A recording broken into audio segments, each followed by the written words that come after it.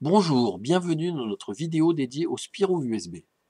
Le Spiro USB est un spiromètre informatisé hors pair, connecté sur port USB d'ordinateur équipé de Windows.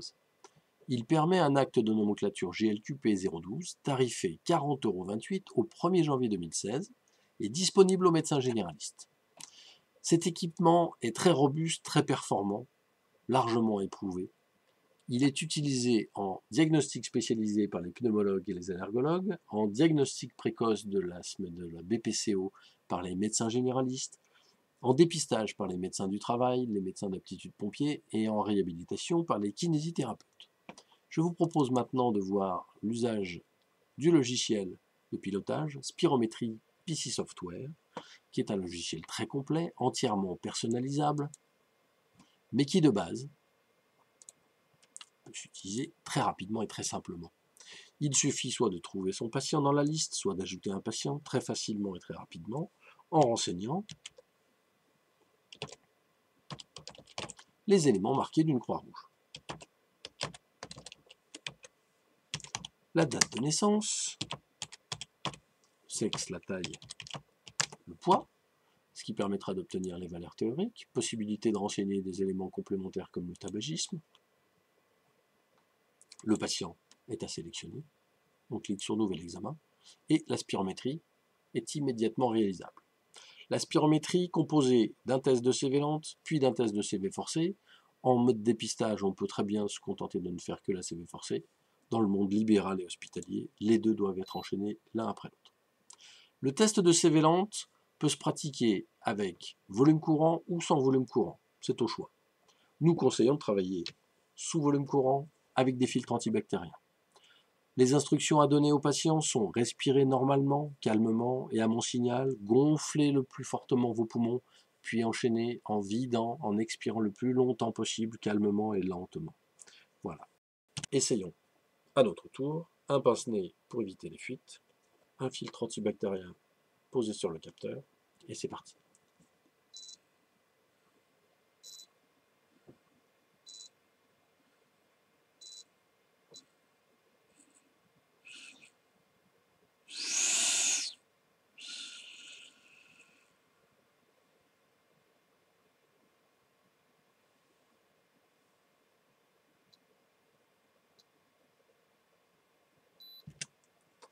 Voilà, le test est terminé, et instantanément vous avez l'indication de la qualité selon le bon protocole.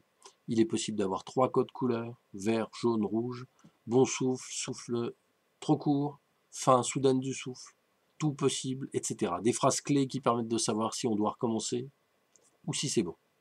Pendant le souffle, vous pouvez aider votre patient en l'incitant à ce que son expiration finale atteigne la zone grisée qui est visible ici à droite et qui correspond aux valeurs théoriques.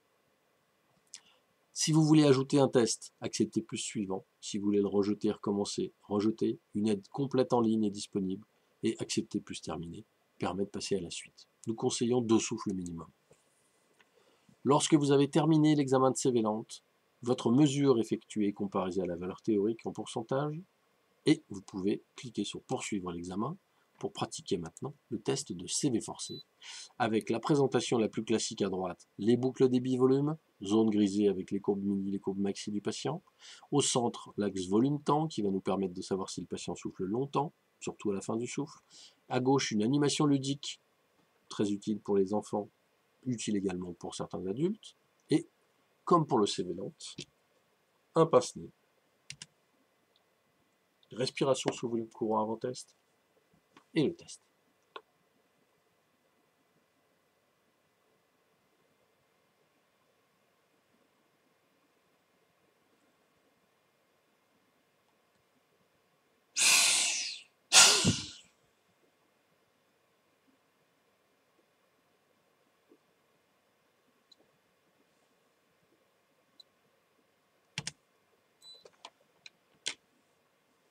Ici est indiqué bon souffle.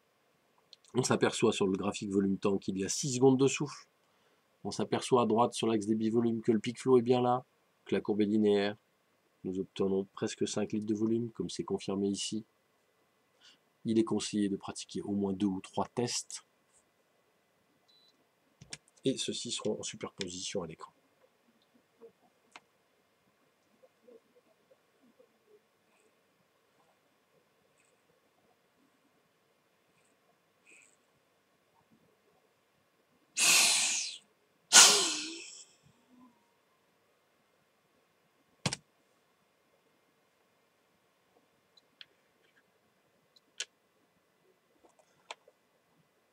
Voilà. Les instructions finales pour cet examen. Le patient doit impérativement gonfler ses poumons le plus fortement possible, puis exploser une expiration le plus fort, le plus vite, le plus longtemps possible. Lorsque l'examen est terminé, vous cliquez sur Accepter plus terminer, et à ce moment-là, compte rendu intégral, spirométrie complète, CV forcé, CV lente, rappel de chaque souffle dans le tableau de résultats, cela changera les mesures, valeur mesurée, valeur théorique, pourcentage de la mesure sur la théorie, une interprétation automatique avec le protocole du GOLD qui permet de très bonne détection et degré des obstructions, un espace de commentaires qui vous permettra de saisir votre confirmation ou infirmation de l'interprétation automatique notamment.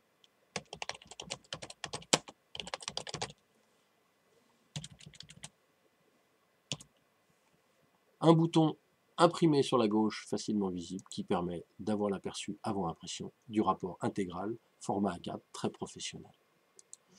Lorsque vous quittez le logiciel, un export PDF automatique est possible, ce qui permettra de faciliter l'intégration de votre spirométrie dans votre logiciel médical. Vous voyez ici dans notre répertoire raccourci que nous accédons immédiatement au PDF qui vient d'être créé tout seul.